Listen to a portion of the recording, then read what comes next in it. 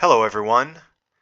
Welcome back to Tony Sports Games for another episode of our Dynasty playthrough series with the University of Louisiana at Lafayette, Ragin Cajuns.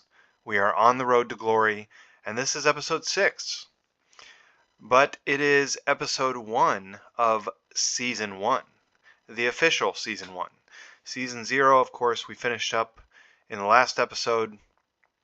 So that is ancient history, and thank goodness, because it was a rough ride. It was a rough ride. If you've been with us the whole way, thank you for joining us again. I'm very excited because we're about to have a recruiting class under our belts, which I think is going to help our team a lot going into season 1. We're going to need it to. We have a much harder schedule this year, adding our in-state rivals, the LSU Tigers, the Tulane Green Wave, and the Louisiana Tech Bulldogs. And turns out we didn't get any favors from the schedule makers, and I suppose it's my own fault for not doing a custom schedule, but we are on the road for all 3 in-state rival games. Then we are on the road for our other non-conference game in week 9 at Washington State. So we have 8 road games and only 4 home games, which, we went 4-8 last year, so I guess this is our reward. But in this episode, we start the preseason in a sense, first starting off with a very important step in our rebuild here at Louisiana. We need to hire a new head coach, and we're going to do that right now. I have a little list of a few candidates for us to get into, and we're going to talk about what I'm looking for in this head coach. Our leader, our hero, our main character perhaps, who's going to try to lead this program out of the basement, the cellar, the swamp, into, well, I guess we're still in Louisiana, so a less swampy part of a drier, higher ground in the swamp, a less swampy part of the swamp. Yeah. We will entrust this man with our future, with our lives, with our dreams and passions, and hopefully he will lead us to glory. So let's jump into hiring. Let's jump into season 1, and away we go.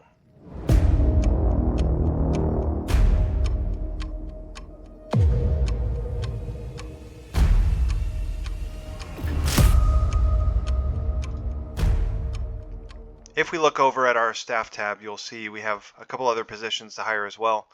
But we're going to start here with the head coach position. It is the most important. Now, on the bright side, we have a lot bigger budget than I was expecting us to have. So we've actually got some money to play with here. We have a total budget of $13 million, which I think is very generous for the size of program we have and the success or lack thereof that we had last year. But we only have $2.7 million in coach salaries on the board. So I want to try to go big game hunting a little bit. I think we can afford an expensive coach. Down the road, as we phase some of these other guys out, we will have to spend a little bit less, but I want to shoot high for the head coach. We're going to treat it as a very important position for us here. We've got a couple position coaches to fill here as well, but I want to get the head coach position filled first. So what are we looking for in a head coach? Now, in your own playthroughs, there's a lot of things you can look for.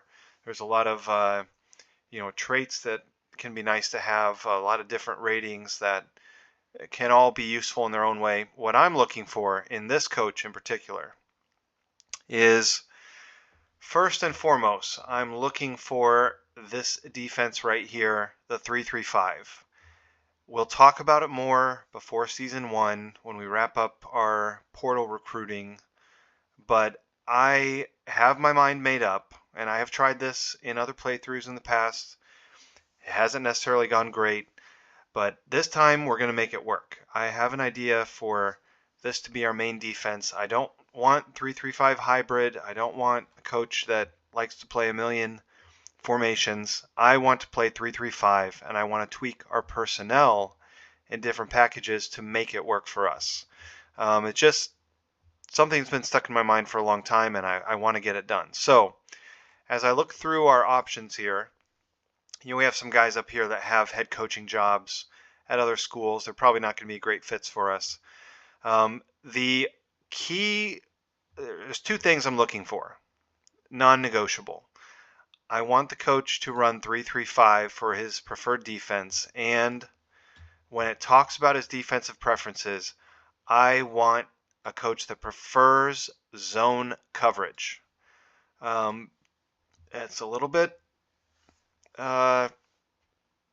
unorthodox, I'll say. A lot of human coaches in this game like to play man. They like to play man with a lot of speed, and for good reason. It's very good. I really want to try to make a primarily zone defense work. So I think I have in my head the type of players that we need, and I think I can make it work. I think we can make it work together. So this is what we're going to go for. Now, I've written down who I think a few of our top candidates are going to be. First and foremost, we start out right here with Roland Shepard. He is an at-large hire, so we don't have to pry him away from someone.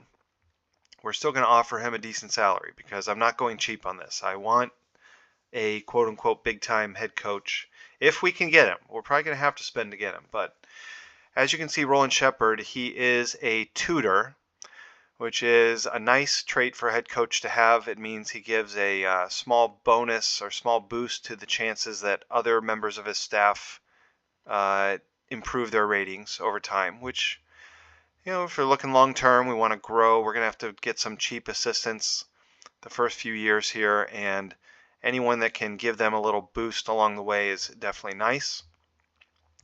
He runs the 3-3-5 defense. The key players in his system are the safeties, which that doesn't bother me.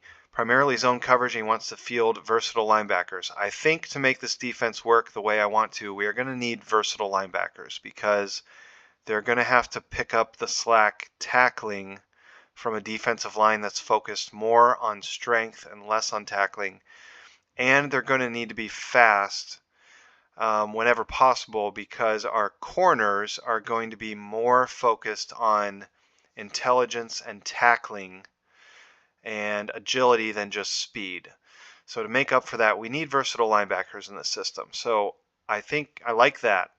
Now, he has a lot of offensive preferences, which I would kind of like to have a coach with less of his mind made up about the offense because I don't really want to just run one offensive system. I want to kind of run each year what we think will work for the team we have, but an offense is kind of my baby. But nonetheless, he does have a very high flexibility rating, which I like because that means even if we go away from his ideal preferences in his offensive system, he should be able to adapt to it. And let's see, he does not add much in the way of development, but he does have some good personality ratings. He has 1.5 stars in intelligence, which doesn't sound like much, but it's more than most of the other guys I looked at. 1.5 in discipline. He's not a great motivator, which for the challenge we have before us and the record we had in year 1 and the youth of our team over probably year 2 and 3 or season 1 and 2, it maybe is not ideal. He does have a few extra stars here in scouting and assess potential, and he has a little bit of coaching chops here. I think he's a pretty good candidate. He's one of my top 2 choices right now. The other 2 of my top 3, we have, let's see, who's the second one? Spears. Dale Spears, another at-large hire. He is also a tutor. He has some similarities in that he has less on the development side of things. He has a couple stars down here in scouting, and he has some coaching chops, which is nice to see. He runs a 3-3-5 defense. It revolves around the linebackers, features primarily zone coverage. He prefers linebackers to be run stoppers. That doesn't bother me too much. They're going to have to do both. But now he's not as flexible, and he has quite a few offensive preferences. That's the thing I probably don't maybe love as much about Spears. I like that he's enthusiastic, that he loves football. I mean, that's cool. I don't know if that's better than other personalities, but I do like that. The third guy out of my kind of top three here, let's see, we go down just a little farther right here. Dorian Keefe, another at-large hire. Now, he is a recruiter, which a recruiter gives a small boost to, hold on, let me look at the guide here. I mean, it gives a small boost to, gives a boost to recruiting effectiveness, which is definitely important. Recruiting is extremely important. Runs a 3-3-5 defense, primarily around the linebackers. I like that. Primarily zone coverage. I like that. Defensive linemen who can help in run support. That is, I guess, okay. Fast linebackers who help in coverage. So he has some preferences there. He only has 1 star in flexibility.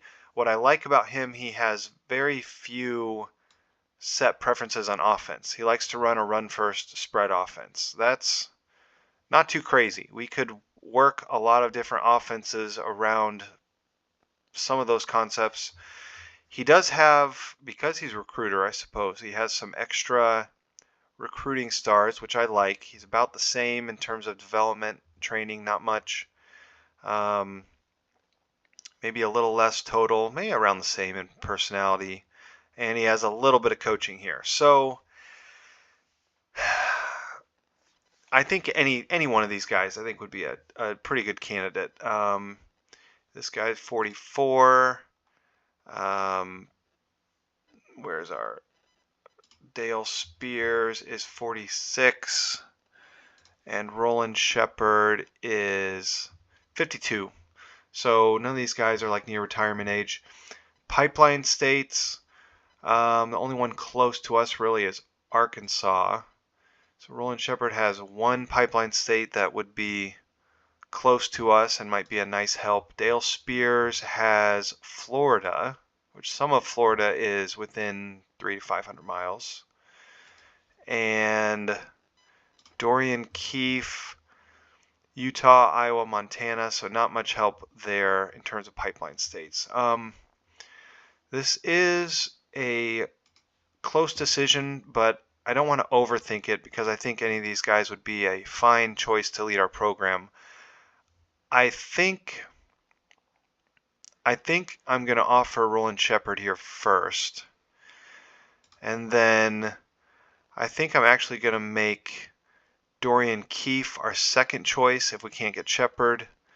And then Dale Spears as our third choice. And like I said, I think I'd feel pretty good about any of these guys. So I want to get the head coach on the board first.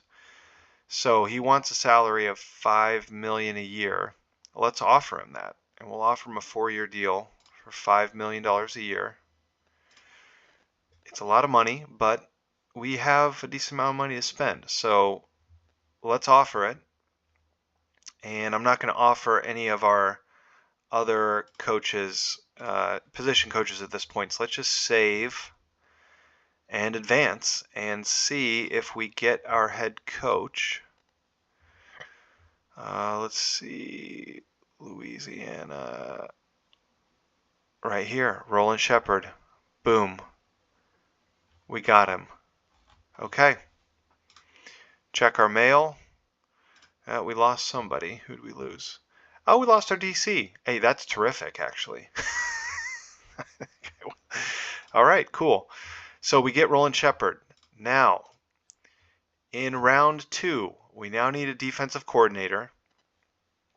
We need a head scout. We need a defensive line coach and a DP coach. Now, what I've decided to do for the position coaches is I'm going to try to hire guys with Louisiana or Texas pipelines. If you look at our recruiting class, we did very well in the state of Louisiana. We only got 3 guys out of Texas so far. Long term, we definitely need a Texas pipeline. So now hopefully they'll have more than 1 star at like D-line, but I'm going to look for someone with I'm going to use the position coaches to help build up some pipelines to start here. Now you don't always have to do this, but I'm going to try to do it. For DC, Now, Roland Shepard, he has a little bit of defensive coaching chops, but if we could get a DC with the 3-3-5 scheme that has more than 2 stars in coaching defense, that would be great.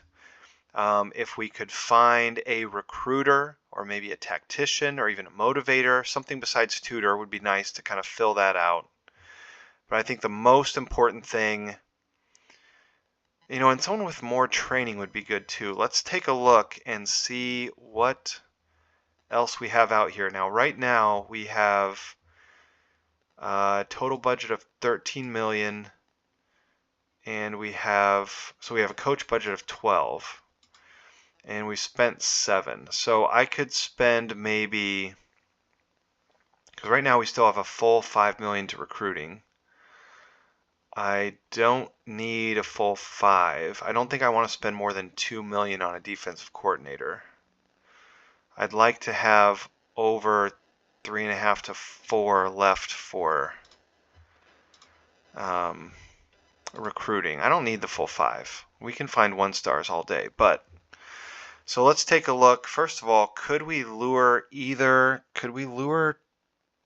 Dorian Keefe? Is he still around? I don't see him on here.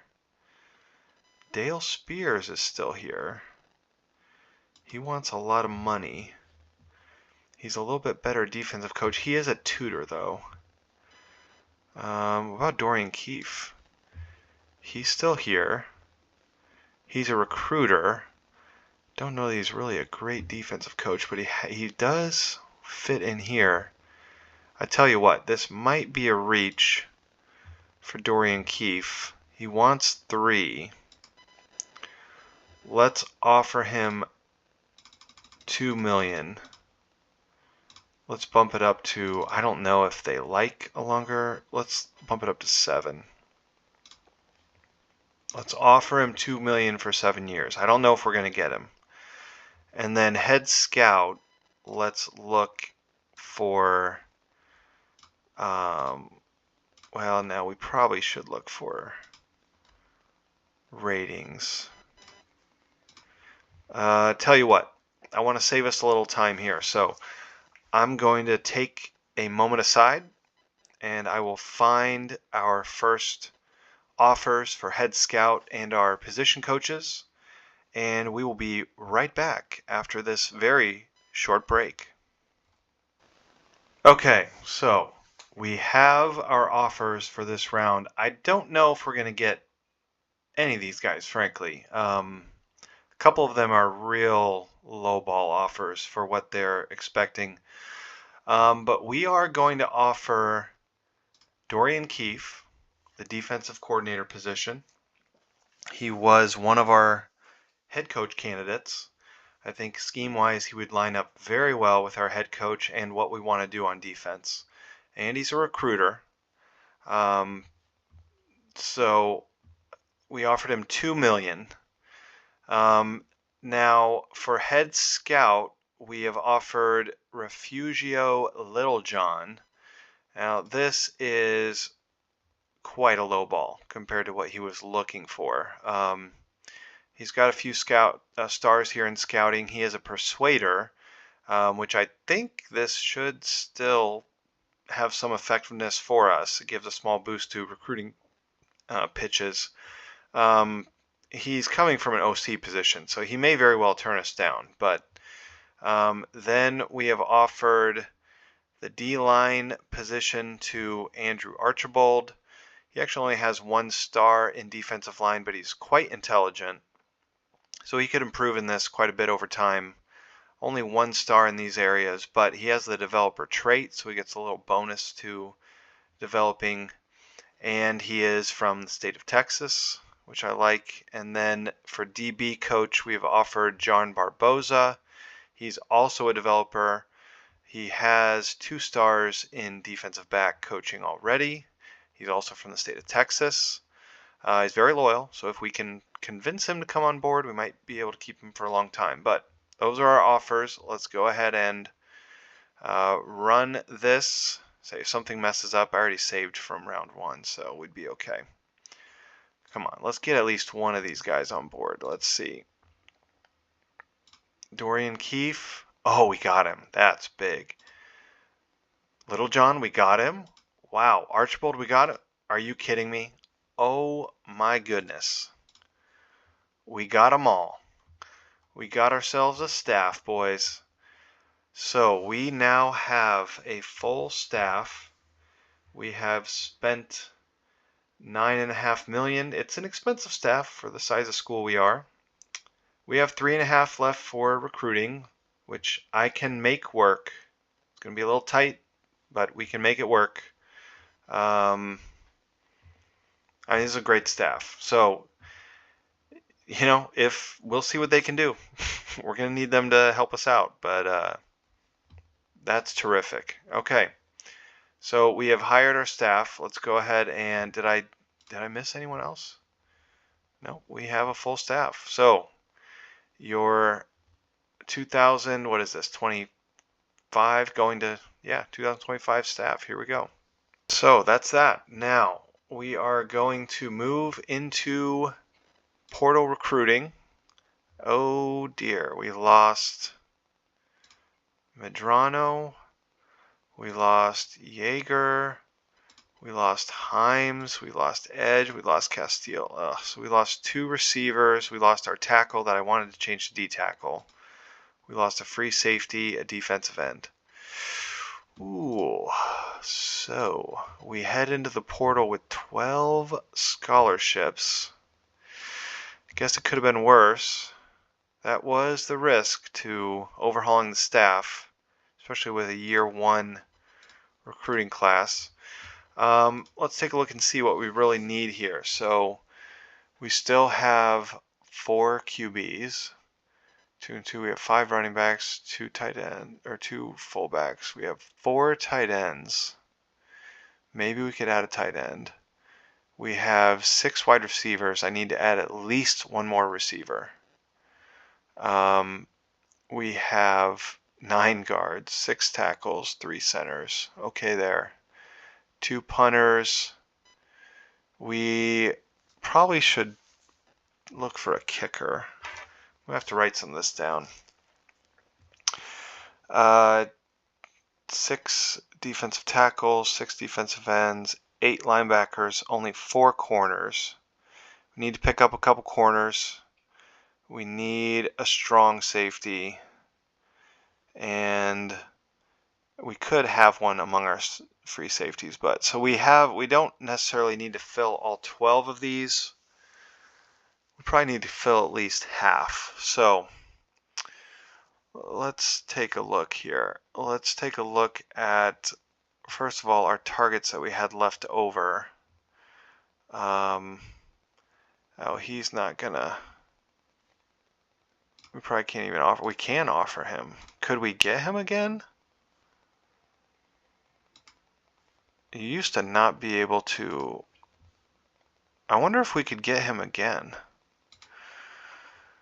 Alright, let's not waste the resources. One thing we don't have is a lot of extra resources to waste. So I tell you what.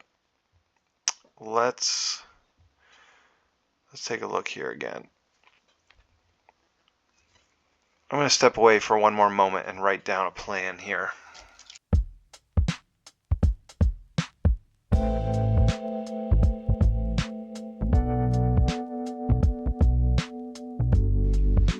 Okay guys, so to spare you the details, I just went ahead and completed all our portal recruiting for the season. So we have a recruiting class.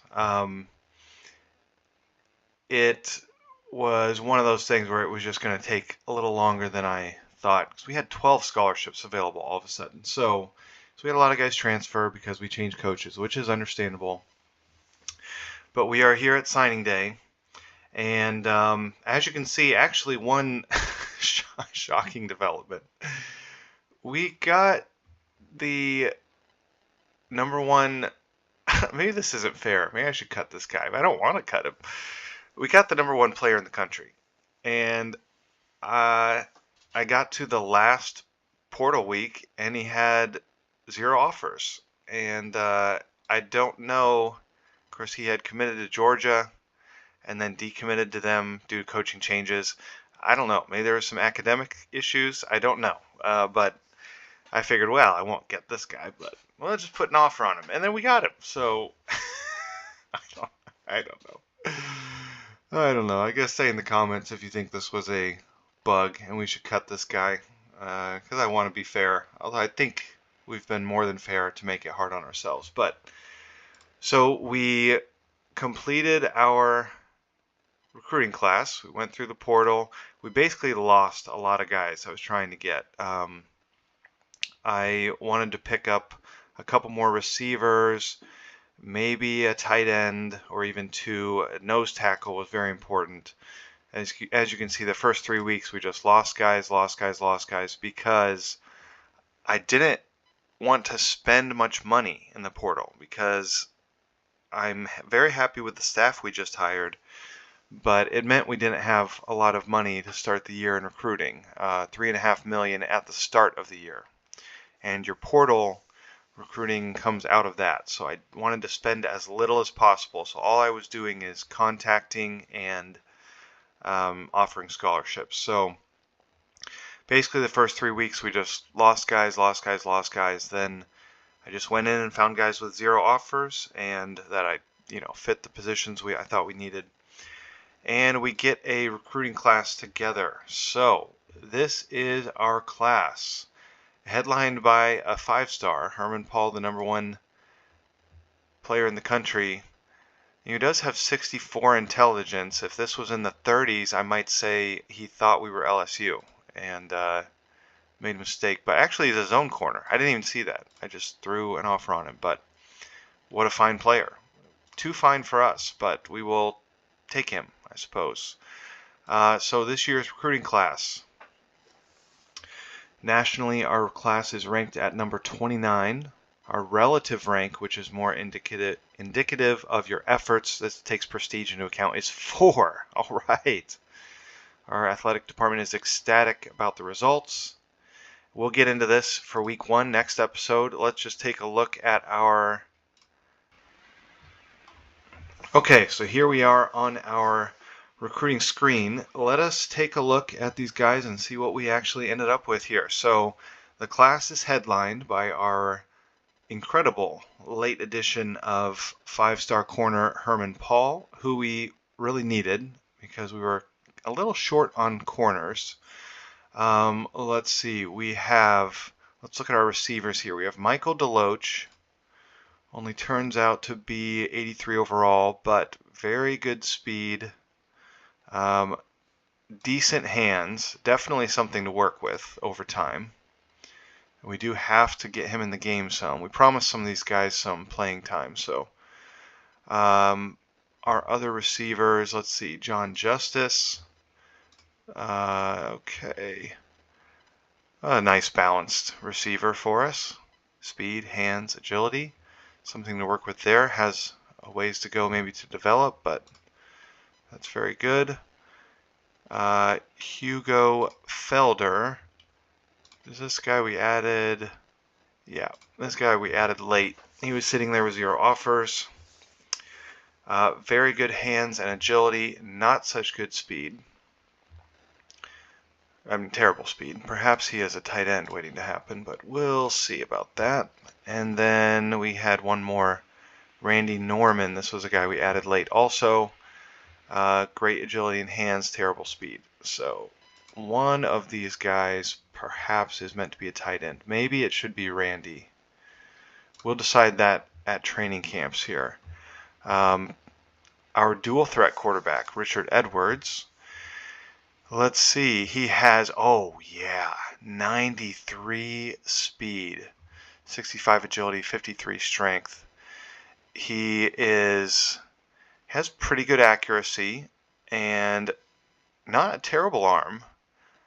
Not the best intelligence, but this guy obviously is going to be a weapon on the ground for us right away. He could even develop into a little bit of a passer later on down the road, but very happy to see that. Let's see, Antonio McNeil. The strength comes out at 70, which is passable. Very good pass blocker. Not very agile. Not fast. Decent hands for an offensive lineman. So we'll see. Has some potential. Armstead. What is the deal with Armstead? So ends up 47 strength. Certainly not great, but not terrible. 64 agility, 72 intelligence, 85 tackling, 75 speed. Well, he was better than my coaches thought. I don't know if he's quite as good as I hoped he was, but I think we could leave him at linebacker. He's very skilled. If we change him to strong safety, it's probably a long road ahead for him to see the field, so I guess we'll see about that. Now, Greg Enriquez, this is comforting as well. Yeah, this is good. So, decent arm, very nice intelligence, good accuracy. We can work with this. Great. That is great news.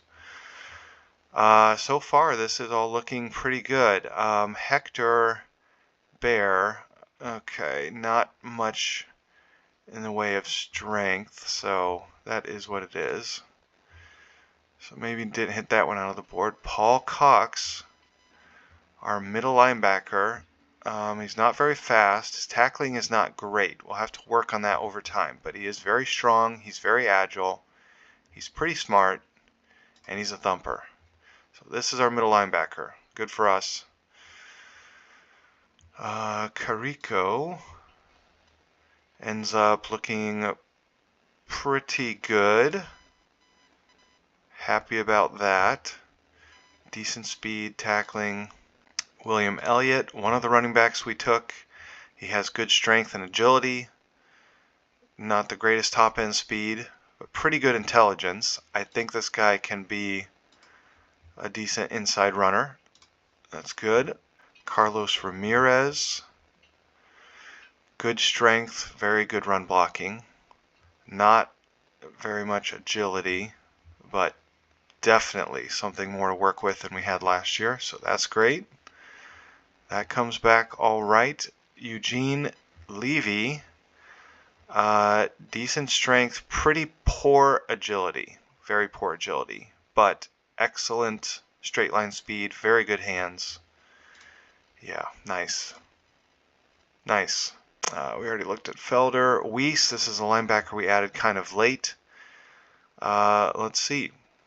Very good tackling and decent speed. Great. It was a great late ad for us. Very skilled as well. Good intangibles. Excellent. Excellent, excellent. Peter Younger, my favorite speed rusher. We were on for a long time. It looks like he is, he has some tools to develop. 70 strength, 78 speed, so he can play a bit as a speed rusher right away. He's not a great overall player yet. We'll see if he has some pretty good work ethic. Maybe he can develop into a little more of a well-rounded player, but that's okay. Jordan Dutton, was this our earlier ad? Yeah, week 9. I thought he's probably more of a run blocker, and he's not really a great run blocker, is he? But we didn't make him any promises. So he can develop. Ahmad Bradshaw, our pass blocking center, 80 strength, 84 pass blocking. Very good there. Kevin Sturgis, this is a guy we added in the portal. He's a big, strong, not a nose tackle, but defensive tackle. 92 strength, terrific to see. We can definitely work with that. Transferred from LSU. All right. We'll take it, as it should be. Gregory Becker. When did we add this guy? End of the year. Okay. Pass blocker. Not a lot of strength. He has good intelligence. He has decent speed. He doesn't have terrible agility. So if we can get the strength up a bit, this guy can block for us. Yeah, this guy can block for us. We'll see. I do have a promise to keep on him, which, John Brandt, this is a guy we added very late. He has 96 strength. Whether we leave him at guard, he's actually very skilled at guard. 96 strength, 82 run blocking, a mauler, a true mauler. Not very agile, not very fast. I think we can work with him. I don't think we'll change him to defensive tackle. He's very skilled at guard. Let's just try to work with him over the next couple years and maybe a few more points here. He does have 48 tackling. We'll see. We'll see. Decision to make there. Lawrence Farrell. This is more our speed defensive tackle, and he's not very strong, so I don't think he'll be staying at defensive tackle. Let's see. John Harris, our run blocking tackle, comes back at 83 strength, 88 run blocking, decent speed, decent agility. Not very smart, but yeah, I'm okay with that. Some major improvements over our last year. Jeffrey Guess. Okay, we're down to our 1 stars, the guys I really love. Look at this. 1 star Jeffrey Guess. How terrific is this? Look at this, guys. 91 strength, 88 run blocking. He's a mauler. He's also pretty smart, and he's got decent speed. Oh, yeah. Oh, yeah. We're happy about Jeffrey Guess. That is tremendous. And then our 1 star strong safety. Look at that. He is not a very good tackler, so he has no skill at corner. We'll have to really look at the corner situation because he would be starting from the bottom if we send him to corner. Of course, I generally like my strong safeties to be better tacklers, but very good speed, very good strength for a defensive back. This is a 1 star player. I can't believe it. This is great. I'm loving this. And our kicker we picked up in the portal, he's a decent kicker. So great. All right, terrific. So guys, we got everything, I think, more or less everything we needed with this recruiting class. Let's take a look at our average overall. Not that this is the end-all be-all in the game, but yeah, I mean, we were towards the bottom. Look at this. We're up to 77.2 just before spring training camps even. And last year at the beginning we were at 75.4. So we're already improving this roster significantly. So that is great. Well, I can't wait to dive into the next season, or this season, to get our spring games done and training camps, position changes.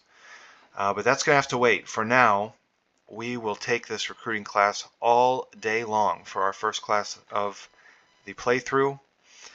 We are on the way. We're on the road to glory. We're making great progress. We got to see, tough schedule this year. Can we get some more wins on the field? But this recruiting class, this new coaching staff, our shiny new coaching staff, our shiny new recruiting class, I'm feeling good, guys. I'm feeling good. We're going to get there. We're going to get there. So thanks for joining on this season flip episode. Next episode, we will go through spring games and training camps and start working our way toward week 1 of season 1. Officially season 1. Can't wait to follow Roland Shepard on the road to glory. Thanks for joining. We'll be back better than ever. I'll see you there in the next video.